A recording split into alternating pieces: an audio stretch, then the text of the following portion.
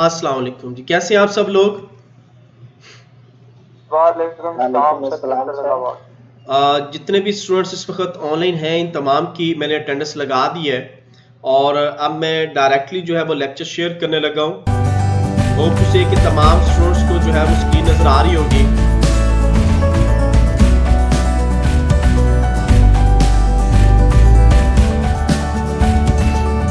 आज का जो हमारा टॉपिक है वो फ्री स्पेस मैनेजमेंट और डिस्क स्केजुलिंग के ऊपर है। यानी कि हम लोग आहिस्ता आहिस्ता ऑपरेटिंग सिस्टम की स्केजुलिंग की तरफ जो है वो मूव हो रहे हैं। तो सबसे पहले हम डिस्क स्पेस को देखते हैं, उसके बाद हम लोग आहिस्ता आहिस्ता, जैसे मैंने आपको बताया कि हम लोग स्केजुलिंग की तरफ, वो पेजिंग की तरफ जो है वो मूव हो रहे हैं। तो स्टार्ट कर रहा हूँ जी। Free space management. The memory space in the disk is limited. वो कहता है कि जो आपकी मेमोरी है, यानी कि रैम या रोम की मैं बात करूं, उसमें एक लिमिटेड जो है वो स्पेस होती है। So we need to use the space of the deleted file for the allocation of the new file. और हमें इसलिए क्या करना पड़ता है, हमें बार बार फाइल्स को डिलीट करना पड़ता है ताकि हम न्यू फाइल्स को जो है वो उसमें स्टोर कर सके। अब ये डिपेंड कर होता है कि size of the hard disk या आपकी जो ऑप्टिकल डिस्क है सीडी या डीवीडी, या आपकी रैम जो रोम है वो कितनी है, उसके मुताबिक जो है वो आपको अपनी जो डेटे की स्पेस है वो जनरेट करनी पड़ती है। One optical disk allow only one write at a time in the given sector and thus it is not physically possible to reuse it for other file। वो कहता है कि अगर ऑप्टिकल डिस्क की हम बात करें, जैसे कि आपका सीडी रोम है, सीडी है या डीवीडी है, उसके अंदर एक ही मर्तबा आप लोग जो है वो अपने डेटे को राइट कर सकते हो। अगर उसी डेटे को हम दोबारा राइट करेंगे तो ये पॉसिबल नहीं है। या तो आप राइटेबल डीवीडी का इस्तेमाल करो, सीडीज का इस्तेमाल करो, या सिंपली आपके पास जो सीडीज हैं उन्हीं को एक ही मर्तबा आप राइट करो और आप अलहदा से कोई डेटा जो है उसको राइट करने के लिए या सेव करने के लिए स्पेस रखो। The system maintain a free space list by keep track of the free disc space. The free space list contain all the record of the free space disk block. वो कहता है कि free space उसी वक्त होगी जब उसके disc के ब्लॉक जो है वो प्रॉपर तरीके से उसमें स्पेस जनरेट होगी। The free space block are those which are not allocated to the other file or directory। वो कहता है कि कुछ स्पेस ब्लॉक ऐसे होते हैं जो कि आपके ब्लॉक्स को और दूसरी फाइलों को और डायरेक्टरीज को प्रॉपर तरीके से एलोकेट या ब्लॉक नहीं कर सकते। When we create a file, we first search for the free space in the memory and then check in the free space list for the required amount of space that we required for our file। वो कहता है कि जैसे ही हम कोई file create करते हैं, अब फाइल को मैंने सेव करना है, सेव के लिए ऑपरेटिंग सिस्टम क्या करता है, वो ऑटोमेटिकली जाके चेक करता है कि कौन सी फ्री स्पेस जो है वो मौजूद है और किस फ्री स्पेस के ऊपर जाके मैंने इस फाइल को जो है वो जाके सेव करना है। वो उसका एड्रेस जो है वो खुद से जनरेट करता है, हमने जस्ट कंट्रोल एस प्रेस करना है और अपनी फाइल जो है वो सेव कर लेनी है। If the free space is available, अगर तो फ्री स्पेस अवेलेबल है, then allocate this space to the new file. तो फिर हम एक नई फाइल को जो है उसके ऊपर राइट कर देते हैं। After that the allocating space is deleted from the free space list. अगर तो फ्री स्पेस लिस्ट के अंदर एलोकेटेड फाइल के लिए आपके पास डाटा है तो फिर आप क्या करेंगे, आपको उसको डिलीट करना पड़ेगा। यानी किसी भी कीमत पे, चाहे वो आपकी हार्ड डिस्क है, चाहे वो आपका सीडी है, चाहे आपका डीवीडी है, चाहे आपकी टेप ड्राइव है, चाहे आपका यूएसबी है, जब आपने न्यू फाइल्स को रखना है तो आपको पुरानी फाइल्स को वहां से डिलीट करना पड़ेगा। Whenever we delete the file, then its free space memory space is added to the free space list। जैसे ही वो फाइल्स डिलीट होंगी तो अब क्या होगा, आपके पास एक लिस्ट जनरेट हो जाएगी और लिस्ट के अंदर जो है वो आपकी फ्री स्पेस जो है वो आपको मिल जाएगी और आप अपनी नई फाइल को जो है वो वहां पे रख सकते हैं। The process of looking after and managing the free block of the disk is called free space management। वो कहता है कि ये जो मैकेनिज्म है जो कि ये चेक करता है कि आपके फ्री ब्लॉक्स कितने हैं, आपकी हार्ड डिस्क के ऊपर वो किस तरह से उसको मैनेज करना है, इस चीज को हम बोलते हैं free space management. There are some method और techniques to implement free space list. वो कहता है यहाँ पे कुछ मेथड्स और टेक्निक्स जो है वो डिस्कस की गई हैं जो कि आपकी फ्री स्पेस को इंप्लीमेंट करेंगे। सबसे पहले है बिटमैप, लिंक्ड लिस्ट, ग्रुपिंग और कंटिन्यूइंग काउंटिंग। तो सबसे पहले हम लोग बिटमैप की बात कर रहे हैं। This technique is use to implement the free space management. वो कहता है कि ये जो टेक्निक है ये सिर्फ और सिर्फ फ्री स्पेस मैनेजमेंट के ऊपर इंप्लीमेंट होता है। When the free space is implemented as the bitmap, जैसे ही कुछ free space implement होती है bitmap के ऊपर, और bit vector then each block of the disk is represented by a bit। तो हर ब्लॉक जो है वो एक बिट को रिप्रेजेंट कर रहा होता है, और वो बिट आपकी ऑन भी हो सकती है, वो बिट आपकी ऑफ भी हो सकती है। यानी कि या तो वो बिट ऑन होगी, इट मींस कि वो 1 है, अगर वो बिट आपकी ऑफ है तो इट मींस वो 0 है। When the block is free, its bit is set is 1। When the block is allocated, the bit is set, it means कि 0। यानी कि जब उस ब्लॉक में कोई फाइल आ गई, अब वहां पे आपकी वैल्यू 0 हो गई, इट मीन यहाँ पे स्पेस अवेलेबल नहीं है। अगर उस बिट के अंदर, उस ब्लॉक के अंदर बिट 1 है, इट मींस कि यहाँ पे स्पेस जो है वो अवेलेबल है और आप अपना डाटा जो है वो यहाँ पे स्टोर कर सकते हो। The main advantage of the bit map is it relatively simple and efficient in finding the first free block and also consistent free block in the disk। वो क्या करता है कि वो फौरन चेक करता है कि जिसके रिलेटेड वो फाइल है उसको चेक करना है, उसके ब्लॉक के अंदर लेके जाना है और उस ब्लॉक के अंदर जाके चेक करना है कि कहां पे ये फाइल जो है फ्रीली मैं बैठ के सेव कर सकता हूं। Many computers provide the bit manipulation instruction which is used by the user. वो कहता है काफी कंप्यूटर ऐसे हैं जो कि इसी बिट मैप के एल्गोरिथम को जो है वो इस्तेमाल करते हैं और वहां पे हम अपने प्रॉपर तरीके से फाइल जो है वो सेव कर सकते हैं। The calculation of the block number is done by the formula. इसका एक फार्मूला है जिसके तहत ये जो है वो कैलकुलेट करता है। नंबर ऑफ बिट पर word x multiply by number of 0 values of word plus offset of the bit 1। For example, Apple Macintosh operating system use the bitmap method to allocate the disk space। वो कहता है कि अगर मैं Apple Macintosh की बात करूं तो वो एक ऐसा ऑपरेटिंग सिस्टम है जो कि बाय डिफॉल्ट bitmap का मेथड जो है डिस्क स्पेस के लिए इस्तेमाल करता है। यहाँ पे एक ब्लॉक बना हुआ है, होप टू से कि आपको इस ब्लॉक की जो है वो अंडरस्टैंड हो रहा होगा। एडवांटेज क्या है? This technique is relatively simple. वो बहुत ज्यादा सिंपल टेक्निक है। This technique is very efficient to find the free space on the hard disk. और ये ऐसी टेक्निक है कि फौरन ही आपकी हार्ड डिस्क के ऊपर जो भी फ्री स्पेस मिलेगी ये फौरन जो है वो उसको बता देगा कि यहाँ पे ये स्पेस फ्री है, यहाँ पे आप अपना डाटा जो है वो स्टोर कर सकते हैं। डिसएडवांटेज क्या है? This technique required a special hardware support to find the first one in the word and is 0। वो कहता है कि इसके लिए स्पेसिफिक हमें हार्डवेयर, जैसे कि उसने एप्पल मैकिन्टॉश का, इट मींस कि एप्पल्स के कंप्यूटर जो है, मैक ऑप के जो सिस्टम्स हैं, मैक बुक्स जो है, उसके अंदर ये टेक्निक इस्तेमाल होगी। आर्म सिस्टम के अंदर ये टेक्निक इस्तेमाल नहीं होगी, क्योंकि स्पेशल हार्डवेयर की बात हो रही है।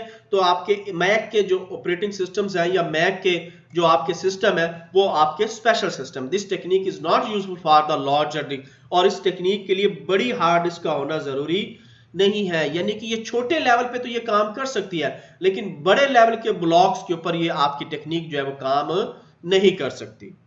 नेक्स्ट है जी हमारा लिंक्ड लिस्ट, जो कि आप लोगों ने अगर डाटा स्ट्रक्चर पढ़ लिया है तो उसमें आप लोगों ने लिंक लिस्ट को पढ़ा होगा।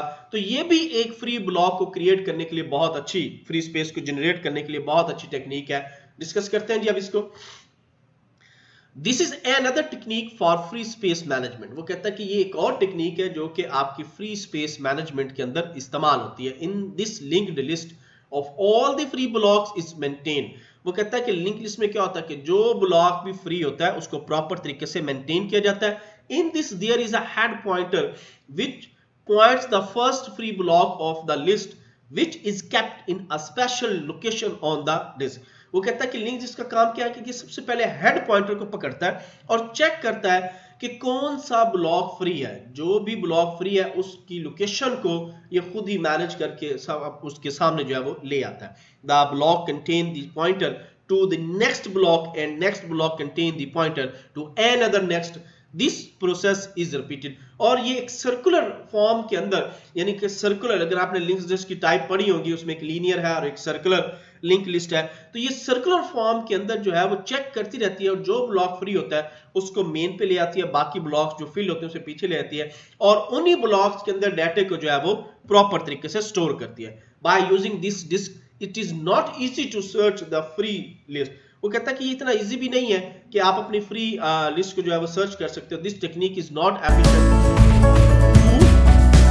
traverse the list because we have to read each disk block that required IO time. वो कहता है कि इसके अंदर जी, वो कहता है कि इस टेक्निक में इतना नहीं है, इतनी एफिशिएंट नहीं है, किस लिहाज से कि ये आपकी ट्रैवर्स जो है वो बार बार करती रहे और आपके जो इनपुट आउटपुट जितना भी रिक्वायर्ड टाइम है उसको प्रॉपर तरीके ब्लॉक के मुताबिक जो है वो मैनेज करे. So traversing is the free list in not a frequent action.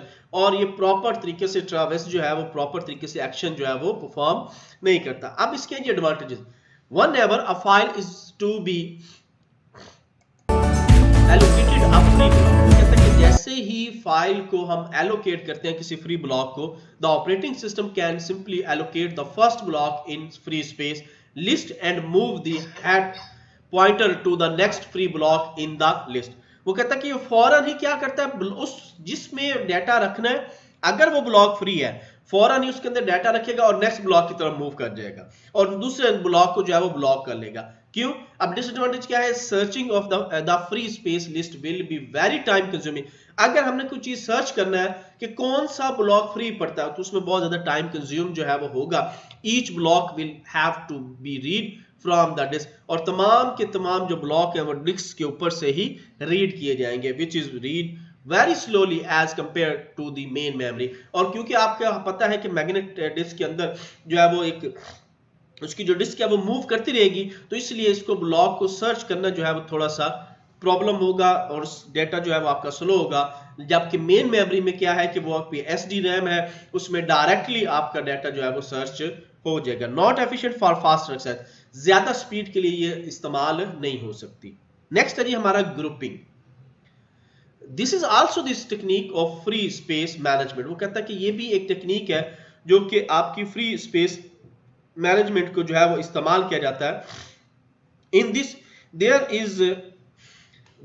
Is a modification of the free list approach. वो कहता है कि इसके अंदर हम लोग क्या करते हैं, अपनी मॉडिफिकेशन करते हैं फ्री लिस्ट को सर्च करने के लिए ताकि जो ब्लॉक्स हैं वो हमें प्रॉपर तरीके से जो है वो उनका पता चल सके.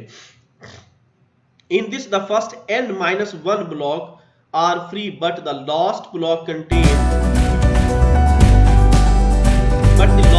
contain address of the n block. वो कहता है कि इस कंडीशन में क्या है कि हम लोग प्रॉपर तरीके से तमाम ब्लॉक में से -n1 करते जा रहे होते हैं और चेक कर रहे होते हैं कि हमारा डाटा जो है वो प्रॉपर तरीके से किस जगह पे एग्जिस्ट कर रहा होता है. When we use the standard link list, जैसे हम स्टैंडर्ड लिंक इस्तेमाल करते हैं, the addresses of the larger number of the block can be found very quickly in this approach. वो कहता है कि अगर हम लार्जर अमाउंट ऑफ डाटा की बात करें तो उसमें लिंक लिस्ट में क्या है, एक सीरीज में डाटा पड़ा है, वो प्रॉपर तरीके से उसको जल्दी जल्दी सर्च करके जो है वो आपको डिस्प्ले कर देगा. लेकिन ग्रुपिंग में क्या होगा, वो प्रॉपर तरीके से ग्रुप बन जाएगा और उस ग्रुप के अंदर से उस डाटा को जो है वो एक्सेस कर लेगा. We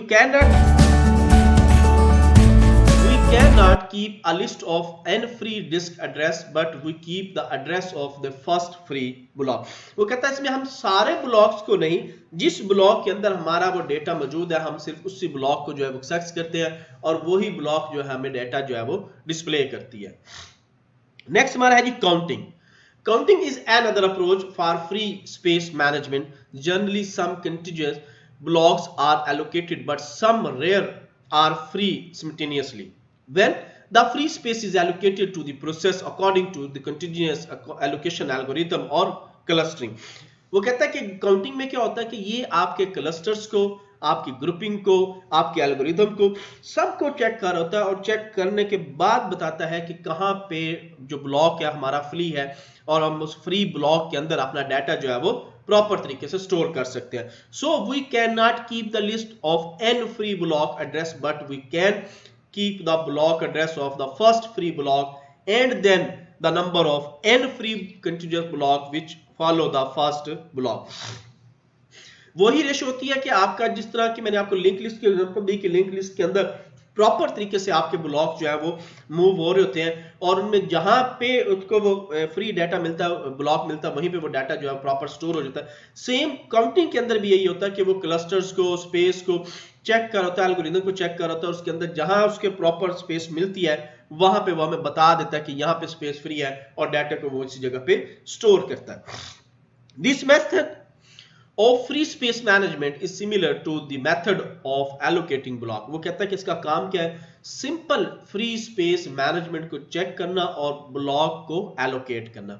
we can store these entries in the block B tree in place of the link list. वो कहता है कि इसके लिए एक बहुत बड़ी एग्जांपल है कि आपने जब अगर लिंक लिस्ट में बी ट्री का कॉन्सेप्ट पढ़ा तो उसके अंदर आपको पता चल जाएगा कि कौन सा ब्लॉक किस तरीके से वर्क कर होता है। So the operation like lookup, deletion, insertion are efficient. वो कहता है काउंटिंग के अंदर क्या हो जाता है, हम इजीली डेटा को रीड कर सकते हैं, डाटा को डिलीट कर सकते हैं, डाटा को प्रॉपर तरीके से लुकअप कर सकते हैं, डाटा की अपडेशन हो सकती है।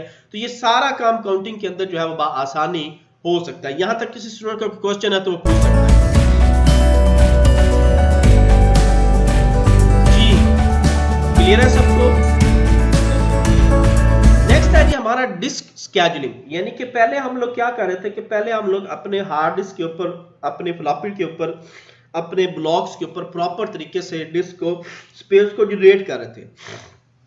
अब उस स्पेस की जगह पे हम लोग क्या करना चाह रहे हैं, डिस्क की स्केड्यूलिंग करना चाह रहे हैं कि डिस्क को पता हो कि कब उसने वर्क करना है और कब उसने वर्क नहीं करना। देखते हैं जी, disk scheduling is done by the operating system to schedule IO request arrive for the disk. जैसे ही डिस्क के ऊपर कोई रिक्वेस्ट आती है, ऑपरेटिंग सिस्टम जो है वो चाहे इनपुट की है चाहे वो आउटपुट की है, उसका काम क्या है कि डिस्क की स्केड्यूलिंग करना। Disk scheduling is also known IO scheduling. Disk scheduling को ही, या आप ये भी कह सकते हो, डिस्क स्केड्यूलिंग का दूसरा नाम जो है वो आपका इनपुट आउटपुट स्केड्यूलिंग है या आईओ स्केड्यूलिंग है। Disk scheduling is important because, अब इसकी इंपॉर्टेंट किस लिए है, किस लिहाज से है वो अब हम देखते हैं। मल्टीपल आईओ रिक्वेस्ट में arrive by different process and only one IO request can be serve at a time by the disk controller. वो कहता है कि आपके इनपुट आउटपुट डिवाइसेस से मल्टीपल रिक्वेस्ट जो है वो ऑपरेटिंग सिस्टम को दी जाती हैं, लेकिन ऑपरेटिंग सिस्टम क्या करता है, वो एक क्यू बनाता है और उस क्यू में जो उसको रिक्वेस्ट करीब तरीन होती है वो सबसे पहले उसी को जो है वो हैंडल करता है।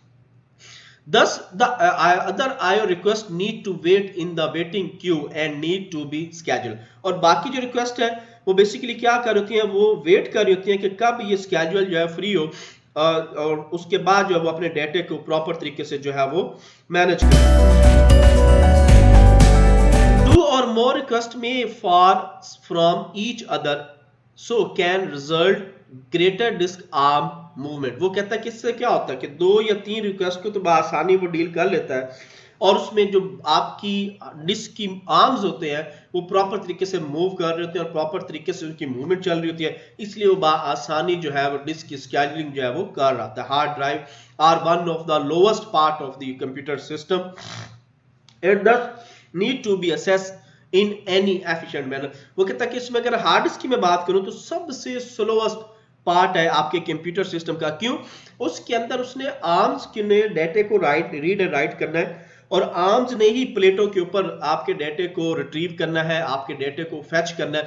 तो इस लिहाज से वो जब जैसे जैसे वो मूवमेंट कर होता है उस लिहाज से वो अपने डेटे को जो है वो प्रॉपर तरीके से रीड करके आपको जो है वो डिस्प्ले कर रहा होता है। There are many disk schedule algorithm, but before discussing let's have a quick look at some of the important terms। वो कहता है कि डिस्क स्केड्यूलिंग के बहुत ज्यादा एल्गोरिदम है, लेकिन यहाँ पे उसको डिस्कस करने से पहले हम कुछ टर्म्स हैं जिनको हम डिस्कस करेंगे और इन टर्म्स को इस्तेमाल करते हुए हम अपने ऑपरेटिंग सिस्टम के अंदर जो है वो आपके डिस्क की स्केड्यूलिंग करेंगे। सबसे पहले है seek time.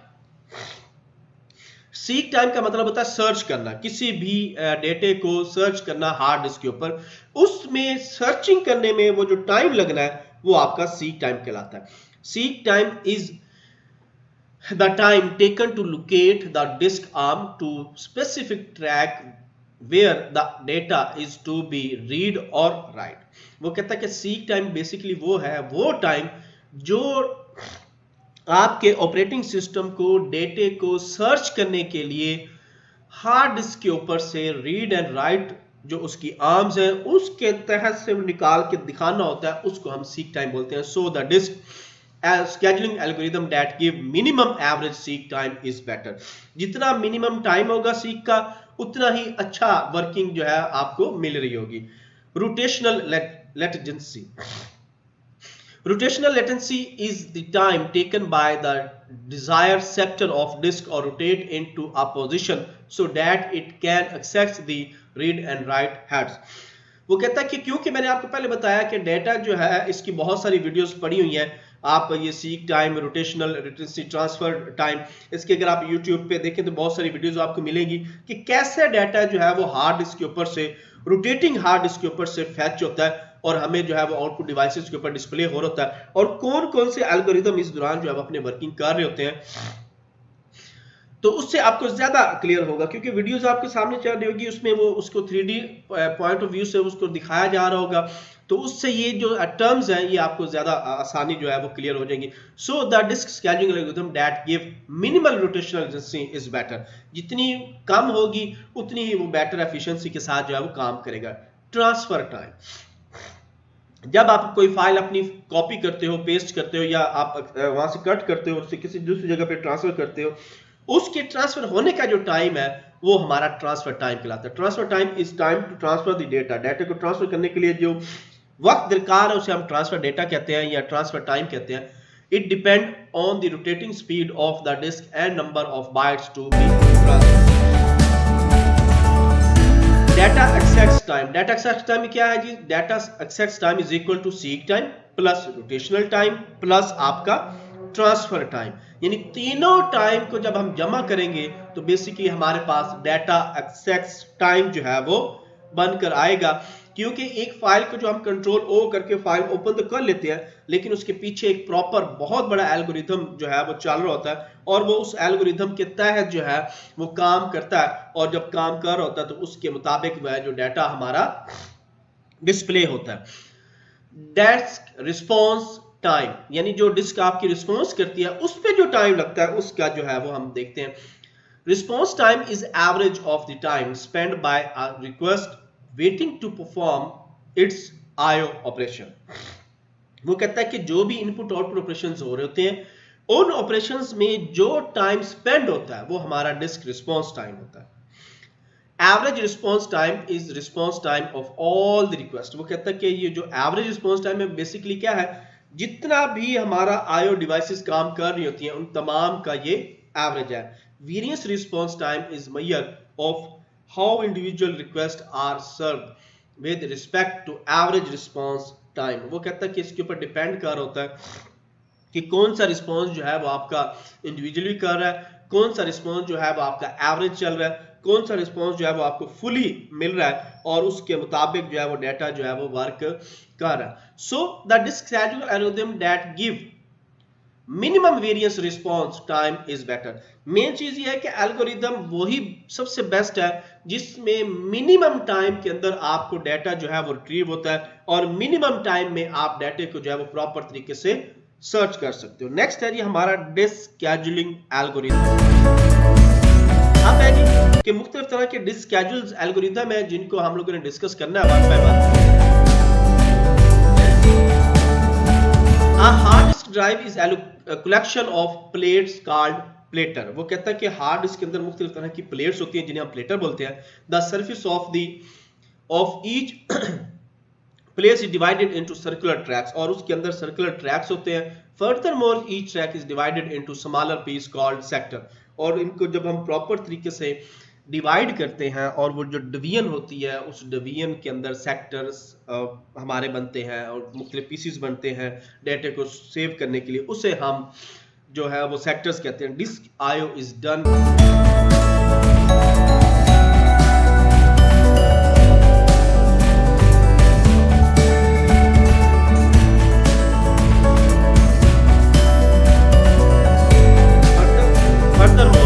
track is divided into smaller pieces called sector। इसकी मैं आपको नेक्स्ट जो है वो वीडियो भी दिखाऊंगा कि किस तरह से हमारा ये प्रोसेस जो है वो चल रहा होता है और कैसे डाटा जो है इसमें वर्क कर होता है। Disk IO is done by sector, a group of track that position on the top of each other from a cylinder. There is a head connected to an arm for each surface which handle all IO operation। जो कि तमाम के तमाम operations को जो है वो handle कर रहा होता है और उन्हीं हैंडल के तहत जो है वो डेटा हमारा रीड एंड राइट हो रहा होता है। फॉर ईच IO रिक्वेस्ट, हर एक IO रिक्वेस्ट के लिए फर्स्ट हेड इज सिलेक्टेड, सबसे पहले हेड सिलेक्ट होता है, it is then move over the destination track, और वो डेस्टिनेशन ट्रैक के ऊपर मूव होता है। This disk can then rotate to position the desired sector under the head and finally he read and write operation performed. वो क्या कर रहा होता है कि उसके ऊपर डाटा को रीड जो हो रहा होता है या राइट हो रहा होता है उसको चेक करता है, और चेक करने के बाद फाइनली हमें जो है वो बताता है कि ये इस ऑपरेशन के तहत जो है वो डाटा परफॉर्म किया गया है। आज का लेक्चर जी हमारा यहीं तक होगा। नेक्स्ट इसमें मैं कुछ एक दो वीडियो जो है वो आपके साथ शेयर करूंगा, ताकि आपको जो डिस्क स्केजुलिंग है आगे, क्योंकि ये स्केजुलिंग स्टार्ट हो रही है, और प्लस इसके साथ जो प्रोग्रामिंग के कुछ हमारी टेक्निक्स हैं स्केजुलिंग की, आगे मैंने काफी सारे प्रोग्राम्स जो हैं वो स्टार्ट करवा दूंगा आपको, उनको हम लोगों ने इस्तेमाल करना है। यहां तक अगर किसी स्टूडेंट का कोई क्वेश्चन है तो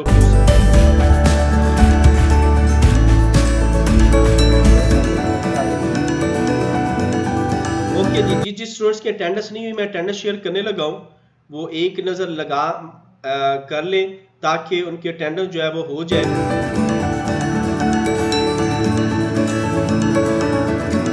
ओके जी, अल्लाह हाफिज, टेक केयर, सी यू।